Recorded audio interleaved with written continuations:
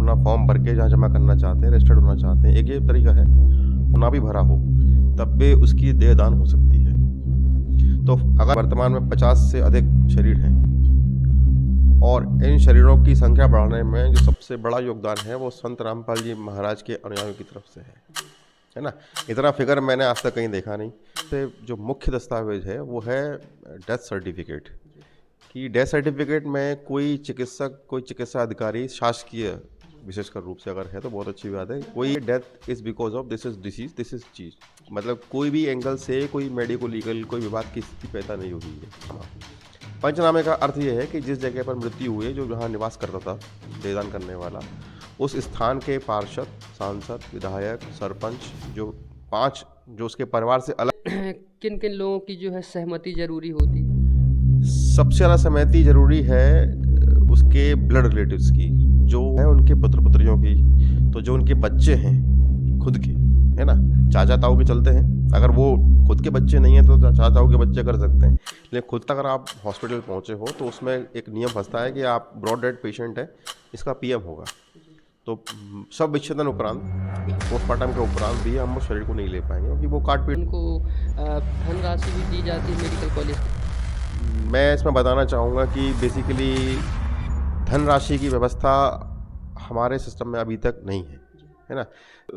अगर ऐसे हर साल कलेक्टर महोदया अगर 15 अगस्त के दिन पर केवल 2 लोग ऐसे जो बॉडी डोनेट किए हुए हैं, 2 लोग को वो चयन करते हैं, तो उनके पास बाकी धनराशि इसमें कोई व्यवस्था अभी तक नहीं है।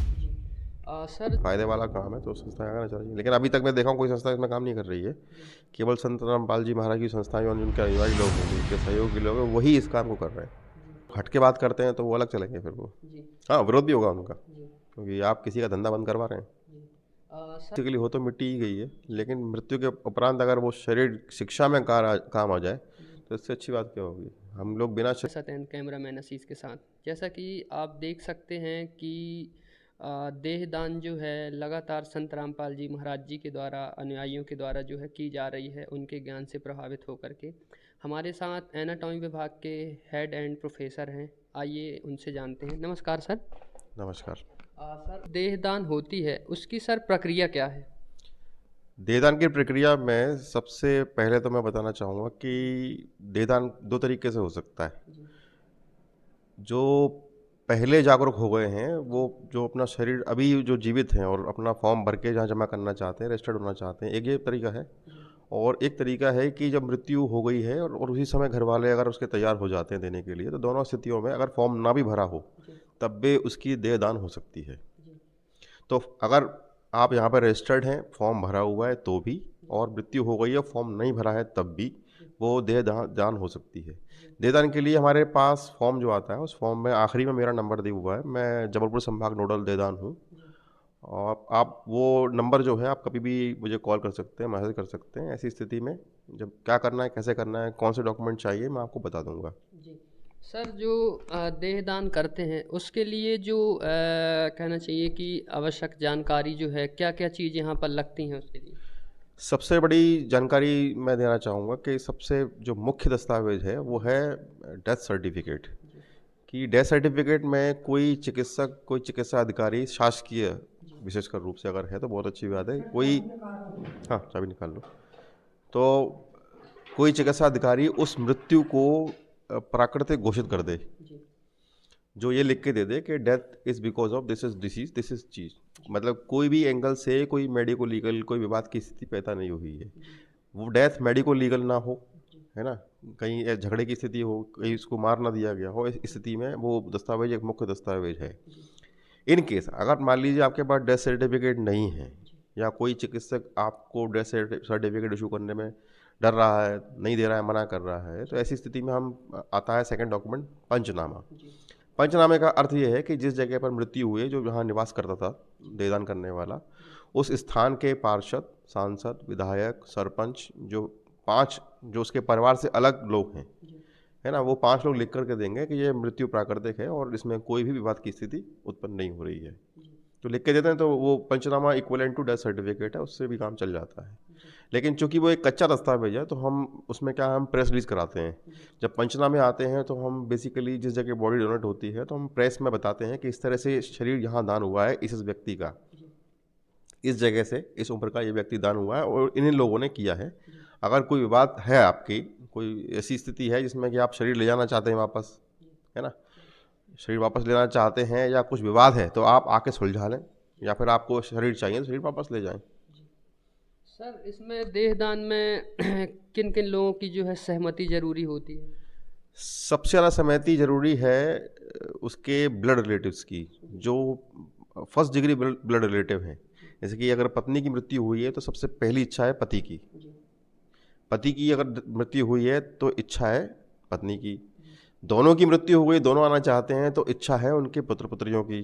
तो जो उनके बच्चे हैं खुद के, है ना, चाचा ताऊ के चलते हैं, अगर वो खुद के बच्चे नहीं हैं तो चाचा ताऊ के बच्चे कर सकते हैं, लेकिन खुद के अगर बच्चे हैं, है ना, तो सबसे पहले उनकी चलेगी। जो फर्स्ट डिग्री ब्लड रिलेटिव्स हैं, अगर उनमें से कोई एक व्यक्ति भी ये बोल दे हमको संस्कार करवाना है, हमको देदान नहीं करना है, तो हम बॉडी नहीं लेंगे, है ना। मान ली 10 लोग बोल रहे हैं बॉडी डोनेट करना है और एक कह रहा है हमको नहीं देना, मेरे पापा हैं, हमको अंतिम संस्कार करना है, तो वो उसका मानसिक स्थिति है उसकी। ऐसी स्थिति में हम बॉडी नहीं लेंगे। हम बात करते हैं कि जब सारे लोग तैयार हो जाएं, जो मना कर रहा है वो भी तैयार हो जाए, उसी स्थिति में ये देदान होगा। मतलब परिवार की सहमति जरूरी है। हाँ, परिवार की सहमति जरूरी है। इन केस, है ना, कुछ परिस्थितियाँ विशेष ऐसी रहती हैं कि मान लीजिए परिवार में कोई है ही नहीं, शादी उन्होंने की नहीं है, बच्चा उनका है नहीं, है ना, ऐसी स्थिति में जो उनका केयर टेकर है, केयर टेकर भी नहीं तो पड़ोसी है, पड़ोसी नहीं तो कोई तो ऐसा व्यक्ति जो आसपास का, जो मृत्यु के समय उनके साथ था, वो भी अगर सहमति देता है तो भी ये स्थिति हम देदान कर सकते हैं। सर इसमें कंडीशन क्या कैसी रहती हैं, जो बॉडी जो रहती है, मतलब बीमारी वगैरह इसमें कैसे क्या ली जाती है? देखिए, सबसे पहली बात बताऊंगा कि अगर बॉडी के अंदर ऐसी बीमारियां हैं, शरीर के अंदर ऐसी बीमारियां हैं जैसे कि अगर उसको कैंसर रोग है, तो कैंसर रोग में क्या है, शरीर खराब हो जाता है ना, नंबर 1। नंबर 2, उसमें अगर एड्स का अगर वायरस है, हेपेटाइटिस का अगर वायरस है, तो इस स्थिति में हम वो बॉडी लेने में कतराते हैं। ले लेंगे, लेकिन उसका क्या है, चूँकि अभी HIV का जो अभी स्टडीज़ हैं वो भी अभी पूरी तरह से कंप्लीट नहीं है। वो वायरस किस मोड से चल रहा है, वैसे तो हम जो शरीर में केमिकल डालते हैं उसमें ये वायरस ख़त्म हो जाता है, लेकिन वायरस चूँकि आप देख सकोगे कोरोना में क्या हाल हुआ, ऐसी स्टेज में क्या वायरस अपना रूप चेंज करता है, तो कैसी स्टेज में वो आगे बढ़ जाए वायरस पता नहीं। तो hepatitis virus, HIV virus, cancer की अगर बॉडी है ना, तो उसको हम लेने में मना कर देते हैं, नहीं ले पाते। और सबसे बड़ी चीज़, मान लीजिए देह ऐसी आ रही है जो पोस्टमार्टम इसका करना पड़े, आप मृत्यु हो चुकी घर पे, अपन डेथ सर्टिफिकेट के लिए पहुंचे किसी CSC PSC या डिस्ट्रिक्ट हॉस्पिटल के लेवल पे या मेडिकल कॉलेज आ गए, तो ऐसी स्थिति में क्या है, जो ब्रॉड डेड कंडीशन है, मृत्यु के बाद अगर आप हॉस्पिटल पहुंचे हो तो उसमें एक नियम फंसता है कि आप ब्रॉड डेड पेशेंट है, इसका PM होगा। तो सब विच्छेदन उपरांत, पोस्टमार्टम के उपरांत भी हम उस शरीर को नहीं ले पाएंगे, क्योंकि वो काट पीट दिया उन लोगों ने। ऐसी बॉडी को प्रिजर्व करना बहुत ही मुश्किल होता है। अगर बॉडी पूरी पैक है, कहीं से कोई इंजरी नहीं है, स्किन नहीं हटी है, तो वो बॉडी प्रिजर्व रहेगी लंबे समय तक। एक बार वो बॉडी इन्फ्यूज़ हो गई तो उसको आप 30-40 साल तक एज इट इज़ देख सकते हो, मतलब उसके बाल भी अलग नहीं होंगे, वो यथास्थिति जैसा मृत्यु के समय था वो 40 साल बाद भी बिल्कुल वैसा का वैसा दिखाई देगा। सर एक्सीडेंट वाली बॉडी भी ले लेते हैं? नहीं, एक्सीडेंट बॉडी में देखिए, इसमें सबसे बड़ी चीज़ है MLC, मेडिको लीगल केस। ऐसी स्थितियाँ जिसमें कि मेडिको लीगल केस बनते हैं, है ना, जिसमें धाराएं तय होती हैं लोगों पर, किसी ने मार दिया, भले अज्ञात वाहन ने मार दिया, तो एक ये स्थिति है। और एक्सीडेंट में अगर बॉडी, हड्डी टूट गई, कहीं कुछ फट गया, खून बह गया, आते बाहर आ गई, ऐसी स्थिति में भी हमको शरीर मिलना मुश्किल है। और जब एक्सीडेंट होते हैं तो बेसिकली एक्सीडेंट भले ही वो अपने से क्यों ना गिरा हो, किसी अज्ञात वाहन ने मारा हो या कोई नोन ने मार दिया हो, नोन ने मार दिया अच्छी बात है, पकड़ में आ जाएगा। अज्ञात वाहन ने मार दिया, जब खुद ही गिर पड़ा, दर्शन करने गया मंदिर पर, सीढ़ी से गिरा, खत्म हो गया, ऐसी स्थिति में भी मेडिको लीगल केस बनते हैं और वो बेसिकली पोस्टमार्टम के लिए बॉडी जाती ही है। एक्सीडेंट में मेडिको लीगल केस बनता ही है और बॉडी का पोस्टमार्टम होना लगभग तय है। नेचुरल मतलब? हाँ, मृत्यु प्राकृतिक होना चाहिए, भले ही बीमारी के साथ मृत्यु होती है, मैं समझ सकता हूँ, है ना। तो बेसिकली जो डेथ है उसमें कहीं भी कोई भी पुलिस प्रकरण, कोई भी विवाद की स्थिति वाला प्रकरण नहीं होना चाहिए। जी सर, जो डेथ सर्टिफिकेट बनता है उसमें मतलब एमबीबीएस डॉक्टर या फिर रजिस्ट्रेशन, मतलब क्या क्या प्रक्रिया कैसे? जो रजिस्टर्ड मेडिकल प्रैक्टिशनर हैं वो इस सर्टिफिकेट को इशू कर सकते हैं। सबसे बेस्ट कंडीशन है कि आप हॉस्पिटल का जो वरिष्ठ चिकित्सक है या जो जांच कर रहा है उसकी उस समय पर, वो अगर उसको दे, जो उसका इलाज कर रहा था मृत्यु के समय, जी वो प्रोड्यूस करे। अगर वो सरकारी हुआ तो सबसे बेस्ट कंडीशन वो है। मान लीजिए वो नहीं है, तो जो आप प्राइवेट डॉक्टर को दिखा रहे हैं उसका सर्टिफिकेट भी चलेगा। मान लीजिए ऐसी स्थिति भी नहीं है, तो फिर आप पंचनामे पे आएंगे, है ना। जो उसके रिश्तेदार हैं, जो आसपास के लोग, उसके परिचित वरिष्ठ लोग हैं, उसे ला के वो पंचनामा बना करके इस प्रोसेस को आगे बढ़ा सकते हैं। जी सर, देहदान की जो एज होती है कितनी उसकी लिमिट रहती है? देखिए, देहदान की अभी तक तो कोई एज लिमिट है नहीं। यूजुअली जो देहदान हो रहे हैं वो अच्छी उम्र पे ही हो रहे हैं, 60 65 70 साल के व्यक्ति ही आ रहे हैं।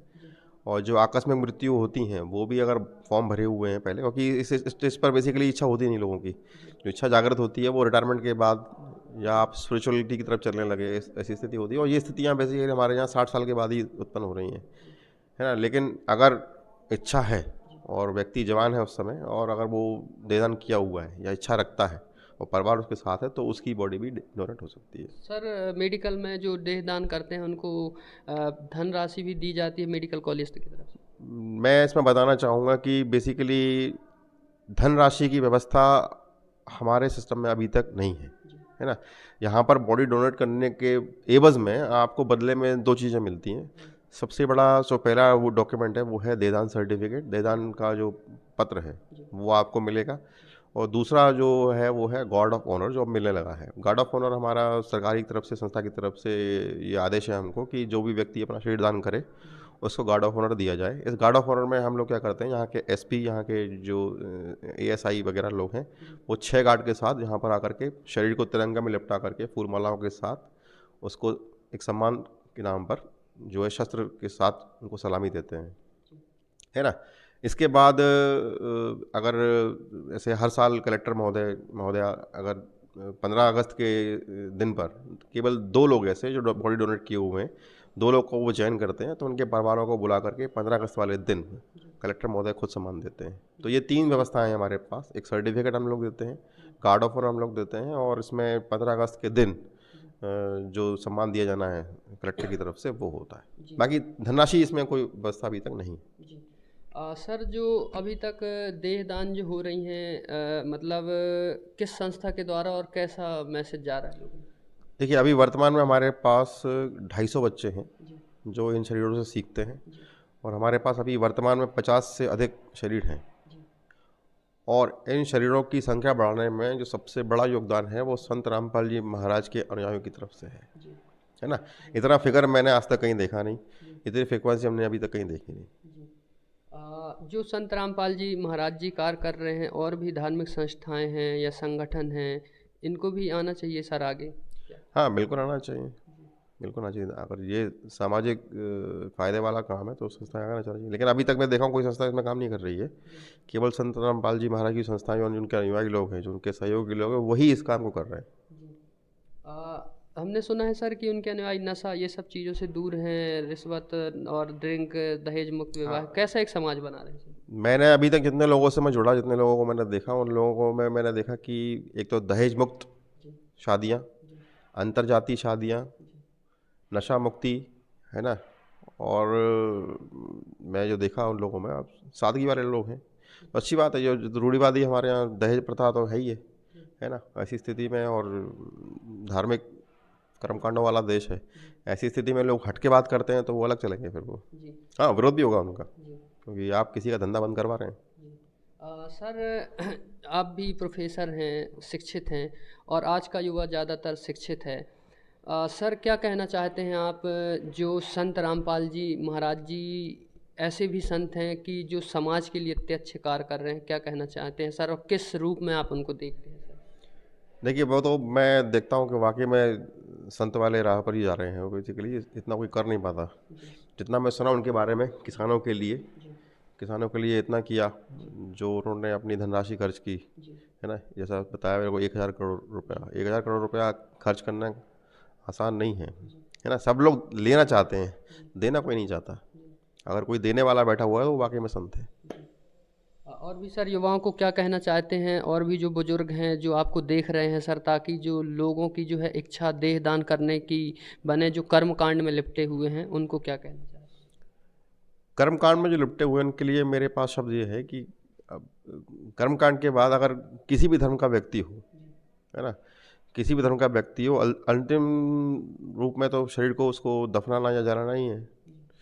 तो जलाएगा या दफनाएगा तो वो बेसिकली हो तो मिट्टी ही गई है, लेकिन मृत्यु के उपरांत अगर वो शरीर शिक्षा में काम आ जाए तो इससे अच्छी बात क्या होगी। हम लोग बिना शरीर के नहीं सीख सकते। हमारी चिकित्सक जो पद्धतियां हैं, जो सर्जिकल प्रोसीजर्स हैं, उसको सीखने के लिए आपको शरीर के किस स्थान पर क्या है ये जानने के लिए आपको शरीर चाहिए ही चाहिए।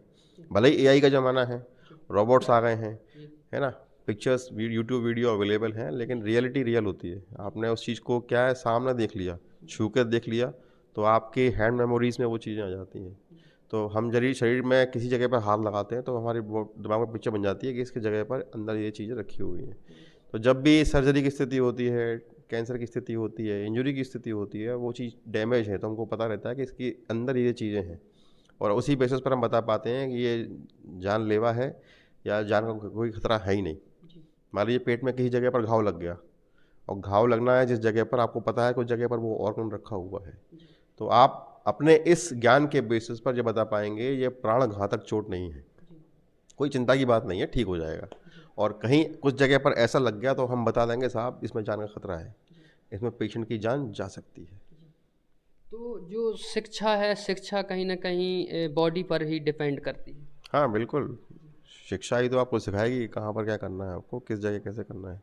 जी, धन्यवाद सर। धन्यवाद आपका बहुत।